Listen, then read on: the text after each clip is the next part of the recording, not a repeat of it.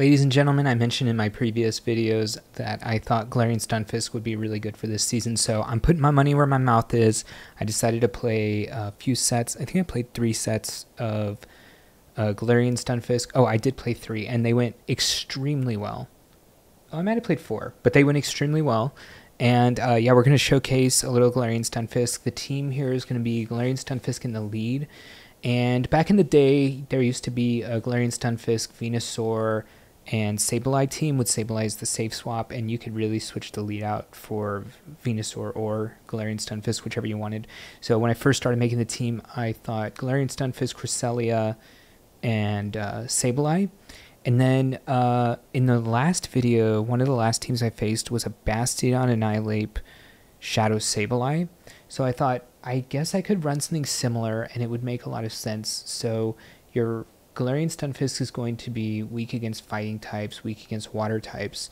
So in the back, I'm going to have neutral against water and ground, and then good against fighting. Since Annihilape has, since they're both ghosts, they're going to be double resisting counters and fighting type attacks. So yeah, and then that person I faced was, I won't say their name, but they usually finish page 1 of the leaderboard. So I thought, you know, that team makes a lot of sense. I'm going to go ahead and instead I'm going to switch Bastiodon out, put something with a little bit more coverage and a little bit more play against neutral things. And yeah, so that's how the team was made. I'm going to go into the battles right quick. But first, if you haven't, definitely hit the sub button. And if you think you're subbed, go ahead and check, because a lot of people are thinking they're subbed and then not being subbed. And yeah, sub if you wanted to sub in the beginning. Let's go ahead and get into the battles. All right. Also, there's I know I've been saying in a lot of the videos my Annihilape is really bad, and I'm winning every CMP against other Annihilapes, and that has continued to trend. And it happened one time in this video too, and then I was like, okay, in the middle of the video, or after the battle, but while I'm still recording, I'm going to check my IVs, and they are way different than I thought they would be. I guess we'll just wait and not spoil that. It's in the video. Let's get started. All right, Wigglytuff lead. Oh, another thing is, after I'm in a rank where a lot of people are legend, basically, so a lot of these battles are pretty high level. We'll try to go over everything that's happening, but obviously a Wigglytuff lead is not the hardest thing in the world for a Steel to face. The only thing is I'm going to try to get a little bit of extra energy. I'm going to throw on 4, I think. Later on, I face another Wigglytuff. Oh no, I go almost to 100 energy here, so that's perfect. And then it seems like they're really weak against Stunfisk, so I'm really looking to switch. And they end up bringing in a Victory Bell, and then I'm like, this switch wasn't great. They're going to be able to farm me down, but to be fair, Victory Bell is going to be really hard for Annihilape in the back too. I do still have a Rock Slide on G-Fisk, so I'm probably going to want to use that. If I do bring in G-Fisk, I'm probably going to have to shield, but I'm going to make sure to throw the extra moves. They actually end up going for a farm down here on G-Fisk as well. I guess at this point, I'll probably just let this go. And then, oh man, I really thought I was hoping to get to the move. I have to shield this. Leaf Blade from a Shadow Victory Bell is just going to be way too much. And they actually get to 2, so I'm going to shield again.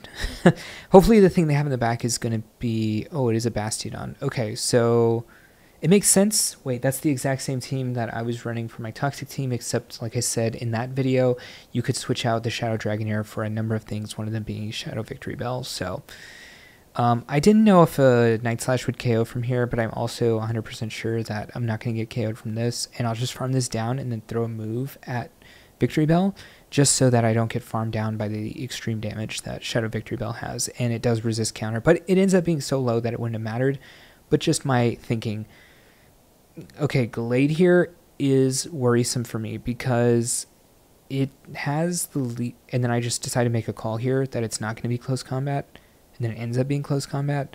I go for the, I should have thrown right away.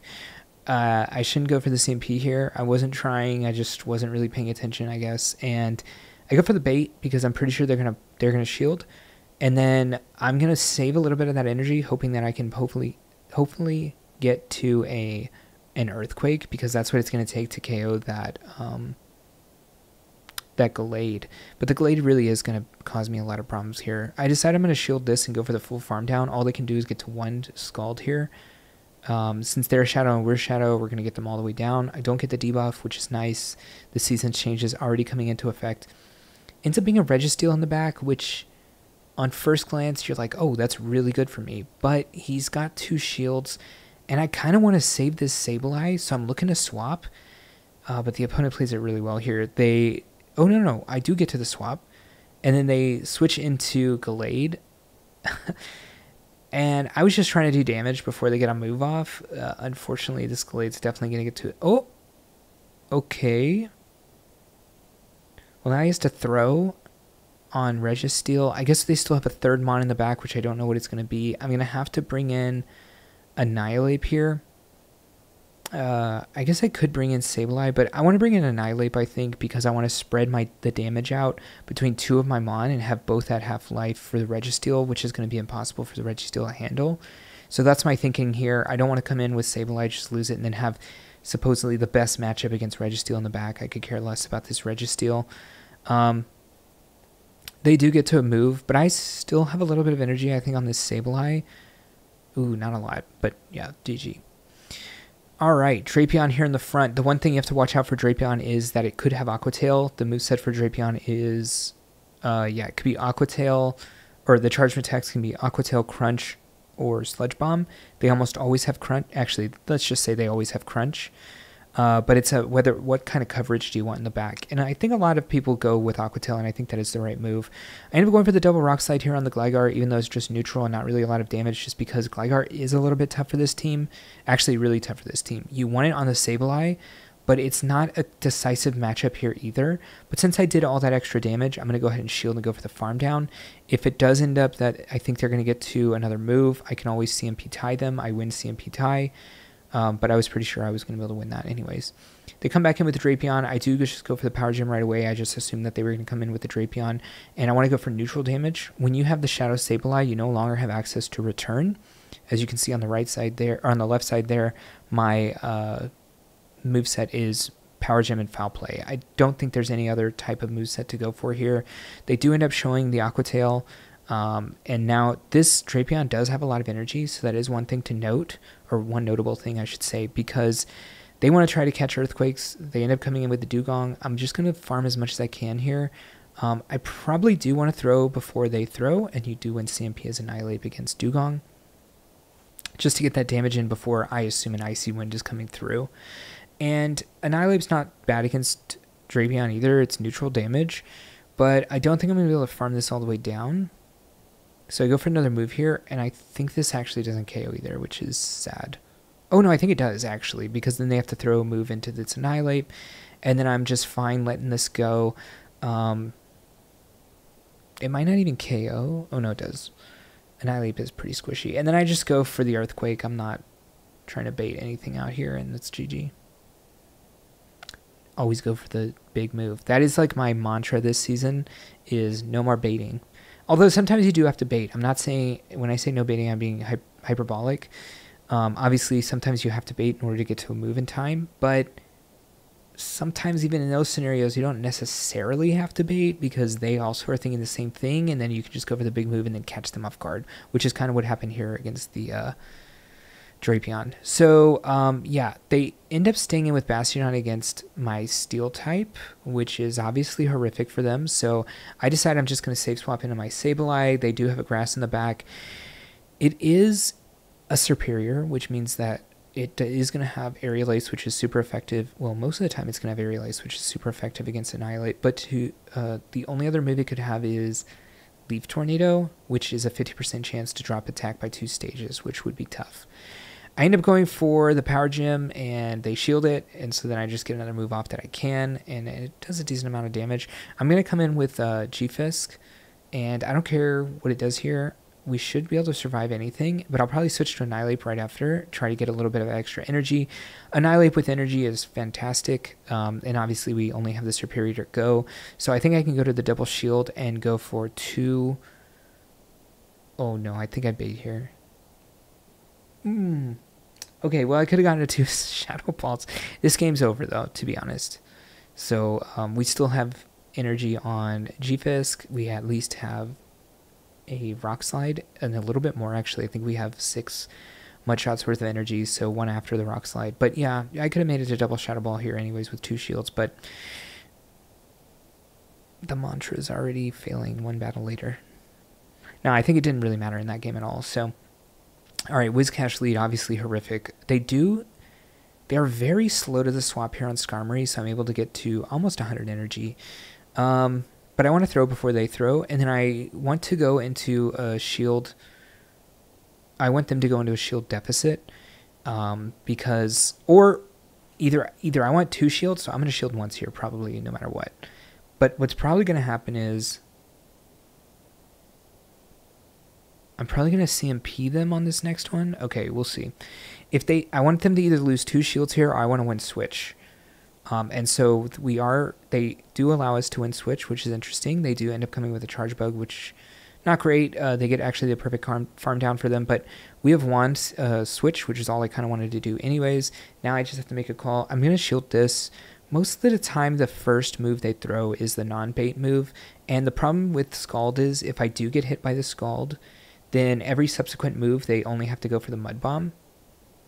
And if they only go for the Mud Bombs, they're going to be faster energy than I am, so getting to the Night Slashes, so I don't want that, obviously. So at this rate, they have to get to another Mud Bomb. I end up not throwing the move because I want the extra counter damage, and I'm kind of cringing right now, but I think that was the right thing to do here. They're only going to get to 1 move. 1 more counter is an extreme amount of damage compared to these Mud Shots. It basically, I would assume they can get to another Mud Bomb if so. I think the worst part of this game to me here, though, is that them having the shield means I have to get to 3 Rock Slides against this Charge-a-Bug. Luckily, we have a little bit of energy, and they don't really do any damage. I just have to make sure that I'm always doing it on right timing. If they throw a Volt Switch right here and then a move, I'm going to get 3 and then be 1 away from the next Rock Slide because it takes 5 Mud Shots to get to Rock Slide. So I should be 1 away, and having perfect timing throughout this matchup means that I'm going to have the perfect amount to throw a move here, not have to worry about another X-Scissor, which would KO me, and I can still farm down this. Oh. The Whiscash already died. All right, Wigglytuff. So Wigglytuff staying in makes me think Bastion in the back. Just right away. I mean, that's just how the normal thing goes. So, yeah, we've seen this matchup before. Again, I try to play out each matchup exactly the same as I did before. It makes it to where when I choose a team to play that I always have that consistency in how to play it. So if I were you and watching these videos, I wouldn't switch around teams.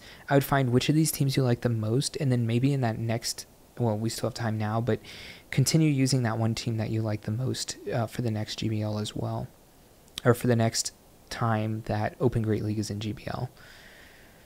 That's what I tell all my students too that I'm coaching as well. I like them to pick a team and then just trying to stick it through.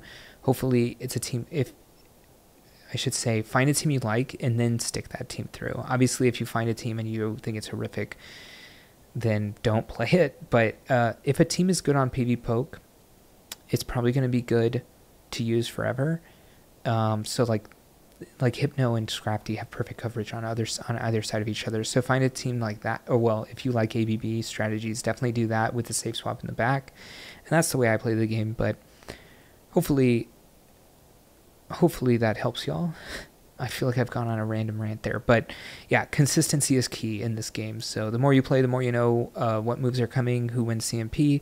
You don't have to necessarily look up all that stuff if you don't want to, but just over time you're going to get that. You're going to get that feel of the game. Anyways, I'm just throwing straight Night Slash against this Whiscash. I really don't care about what it's doing here because I have the shield advantage. If I didn't have the shield advantage, then maybe I'd have to go all the way up to Shadow Ball before I throw, but unfortunately they'd get to a Scald, but now that it's 30%, maybe that doesn't matter that much. All right, against Dugong in the lead, I like to stay in with Stunfisk. The problem is after this Icy, well, they almost always go for Drill Run, I should say, but after this next Rock Slide, they're going to be pretty low, and I think I would come in with Annihilape and just snipe it down, get a little bit of energy on Annihilape. Unfortunately, in this game, I came in with a Sableye, and then I found out I couldn't farm down. But you'll see in a later game where I do the exact same thing against the Dugong, except I come in with Annihilape. I really like that a lot more. It leaves you with a G-Fisk for this possible Bastion in the back. What do we think is in the very back? Well, it could be Shadow Dragonair. It could be another Steel type for ABB. It could be Shadow Victory Bell. Those are kind of the things that they could be. I probably want to come in with Annihilape here, unless I want to go all in with G-Fisk. But like I said, I want to spread that damage around. Probably not even going to shield this. Maybe I should have in retrospect, but it's okay. Ends up being an Annihilape in the back. I'm going to go straight for Shadow Ball. You saw I had a little bit of reluctance there. I almost switched to Night Slash, but I did hit Shadow Ball, and they didn't shield, so perfect. Don't bait. All right, Shadow Skarmory here in the front. So this matchup's awkward for Stunfisk. As you can see, it's actually piling up. They end up switching into the Whiscash here. I could switch into Annihilape, which is, I think, the best case scenario. I can always get the Night Slash before they get to the other move, but to be fair, with Sableye, if they go for the catch, they're also going to end up on the same energy. I could have just gone in with Sableye just as good and hope that they don't bait the Mud Shot in the first one. But you win CMP anyways, so if they shield, you shield. And it's the same in this scenario, but a little less risky. I decided since I shield the first one, I don't have to shield the second one. You did see we did get the attack drop. Unfortunately, we get the attack drop twice, so I do have to go for the Shadow Ball. I'm not going to be able to KO it with a Night Slash and counters, which sucks. But, you know, we kept shields at parity. I am 6 away from the Shadow Ball, so if they do want to throw a Surf, I will still be able to CMP, and obviously I win CMP against that. And we were 2 times reduced, but it did some damage, and I'm just trying to basically get Galarian Stunfisk back into the same matchup with Skarmory. And I kind of know what's going to happen here. They're going to make me shield here. Then they're going to come in with the Skarmory and throw the move. Luckily, I do throw this off, but instead of them just catching, they actually end up CMPing me, and that sucks. But it's fine, right? I can go up to a lot of energy here. I'm going to throw before they get to another move, just in case this KOs the Shadow, because since they're going to be taking 20% more damage, and they end up shielding that. And then I'm going to go basically up to the max energy again. So probably like 6 here, or 5. I actually go 5. But we also know the Whiscash used energy, so I just have to get to an Earthquake before they get to the next move, and I'm only 3 away from it anyways. I said Whiscash. I meant I meant Lantern, but they were at 0 energy, so I kind of just had to be 6 away from 5 away from the move there. Shadow Gligar, again, a really tough one for our team. Luckily, this guy stays in, tries to go for the dig. Honestly, if you're the Shadow Gligar in this matchup, I would just go for the Aerial Ace and dip if you already have an answer. I think this guy ends up staying in, so he doesn't really have an answer to this Sableye. So I imagine he's running some maybe Cresselia in the back. Not too sure what else would be really weak to Sableye here. And now I have to make a call on whether or not I want to have shields. And I think I prefer shields more often than not. So I'm going to let this go. I'm going to come back in with G-Fisk. I'm going to hopefully KO this with a Rock Slide. But they do, one, they already have excess energy, so I can't throw on 5 because they could CMP me. But they end up throwing just right away. And I'm actually surprised I shield this, but okay. I get a little bit of extra energy. Obviously, I'm going to the max here. So G-Fisk now has energy, but Annihilape's in a weird position, so I guess I'm kind of all in on G-Fisk. I cannot switch into Annihilape. I'm just going to have to kind of let this G-Fisk go. If I switch into Annihilape after he brings out Annihilape, that's just horrific. But now I know this is a Night Slash range, and I just have to keep count of the energy. If this is Shadow Ball, I know that I can go to a Night Slash here, but I also know he's going to catch. But I also can't really do anything about it because we're going to both CMP to the move. So now I have to go to 14 here, or I'm sorry, 13, because I need to make sure that I CMP them on the Night Slash, that I already would have CMP'd them on the last one. So we already know they have the Night Slash, right? And I'm in Night Slash range. So I go all the way up to the CMP tie, which should be perfect 13. And then I'm going to throw the Night Slash and hope we win CMP. And hope the game shows the move. So we do win CMP here against their Annihilape. And then this is where I'm going to check my IVs, since all the people are always asking. And I don't know the answer, so I wanted to check for myself.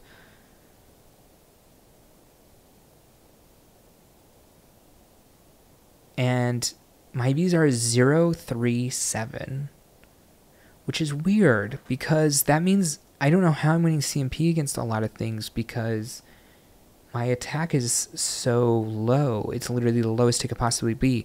And the thing that came to mind right away was, oh, I must be one level higher than the normal Annihilape, and that is giving me extra stats. So that must be what it is. And I don't know. I win a lot of the CMPs. All right, this is where I decided, or once I figured out how to play this out, now I know I'm going to come in with the Annihilape snipe down, since I can't do that on the Sableye. Now they do end up coming with a Tropius, unlucky for me, but we do go for the CMP. This should be Aerial Ace for them. Actually, no, this is Leaf Blade for sure. But they're going to farm me down. I'm going to come back in with Stunfisk, and then I guess we're going to be kind of all in on Sableye there in the back. We should live a Leaf Blade, and then obviously the Air Slash is not going to be doing very much, so I'm just going to go for the Rock Slide right away. Well, I do go for good timing, but the Dugong should be one move away from one fast move away from a charge attack, which also means that I shouldn't be in danger because I have a 2-turn move and they have a 3-turn move, so they'll always get KO'd before they can get to that move. So really the only thing I need to be worrying about is a catch. And since we both threw on CMP there, my initial thought was they're going to try to catch on this CMP, and it was like clockwork. It was pretty obvious what they were going to try to do there, since we CMP'd on the last one and Whiscash does lose CMP. I decided to shield here. This is almost 90% a Mud Bomb because, oh no, they actually do go for the Scald. But that's GG. We win CMP on the foul play. Actually, the third foul play only takes us 5 Shadow Claws to get to, so technically we outpaced to the third Scald anyways. So, plus we got the extra move onto the Dugong when they tried to switch in. So we were 2 turns ahead. No, 4 turns ahead. 2 seconds ahead of any move that they were going to get to there. Maybe they could have gotten to a Mud Bomb, but it wouldn't have KO'd. All right, they switch into Gligar here, and then I just go for this Rock Slide, and then I'm probably going to switch, probably going to lose shield advantage, but try to win switch. Coming in with Sableye, so I'm going to shield once basically and farm down is what I'm saying. And then I'll at least have the Power Gem for the Mantine, so it's not like a lost cause. I am going to throw super effective into the Mantine. They have no energy. And I just wanted to have a little bit of that Stunfisk still for that Mantine, but you do have to be worried about their secondary move, Ice Beam and Water Pulse. I think Galarian Stunfisk is going to be in range for both. Maybe not in Ice Beam range, but I'm definitely in Water Pulse range for sure. I don't know if they know the counts for Power Gem here, so I assume they just missed it. Obviously, I'm in Aerial Ace. Ooh, I'm actually probably not in Aerial Ace range, but then they throw right away afterwards when they could have gotten a little bit of extra more energy. Actually, they might not have been able to get extra energy because... yeah, because they probably were already at 100. They come up with an Annihilape. I do switch late, like I said, not to do, but when you have a shield, it's perfectly fine to do it. They end up baiting with the Night Slash, and then I know I can go all the way until they go up to another Shadow Ball here, and they throw right at another Night Slash, so I'm like, okay, I'm going to go for even more energy, you know? And my Galarian Stunfisk has 2 Mudshots worth of energy, which means I'm 3 away from the Rock Slide, so I need to make sure that when they do throw at this Annihilape, that they're not at... well, they need to be keeping track of where their energy is, because I'm 3 away, and if they're 3 away, they probably lose CMP, and they go for the CMP here, which I do end up throwing on CMP, but they go for an undercharge, and I'm not going to let them get that extra energy. I know that we're going to be at this move before them as long as they don't get that extra energy. So, good try by the opponent to undercharge there and try to get a little bit of extra energy, but you got to know when your switch timer's up too and try to get into those matchups since you know how far away you are, hopefully, from the next move on your Mon, and they don't. So you saw I ended there with a 5-0. I think I went 4-1, 4-1, 5-0 with that team. So, yeah, that team was really good. Really fun to play another one of the old Mons that don't get a lot of play nowadays, Galarian Stunfisk. But like I said at the beginning of the season in the best teams video, or I don't know how many videos I've said it in at this point, but Galarian Stunfisk is pretty good into this meta. Obviously, it has problems. Annihilape is the big one. But all of the all the people playing Bastiodon are even more afraid of Annihilape, and they're still playing Bastiodon. And Galarian Stunfisk is just a much more versatile ground, and or I guess Bastion's rock, but a more versatile steel type. And it's not taking double super effective from the counters. So yeah, I actually really like this team. I would play it a lot more if I wasn't gonna try to figure out another team to bring to y'all tomorrow. Hopefully I'll look at someone who's doing really well and try out their team and let you know what it is. And if you like this video, hit the like button. If you haven't subscribed to the channel, hit the subscribe. And if you think you're subscribed, just go ahead and look in the bottom middle, bottom left, I don't know where it is, down there somewhere. And see if you're subscribed and make sure, and I'll catch y'all in the next one. Thank you so much again for the support that you've given me in this channel. And I did see the comments about me messing up the end or the outro, I guess. I will try to see what happened there. I don't think I've ever messed it up before, but I did see that it was messed up. I will see what happened there, and hopefully it's fixed. So hopefully right after this, you're seeing an outro with the best teams video up there. Bye. Hey, thank you for watching the video, and if you want to continue to support me, definitely click that subscribe button. You'll see any content coming out, and if you want another video on this same league for some more tips and tricks to other teams, check that video out right there, and I'll see you in the next one.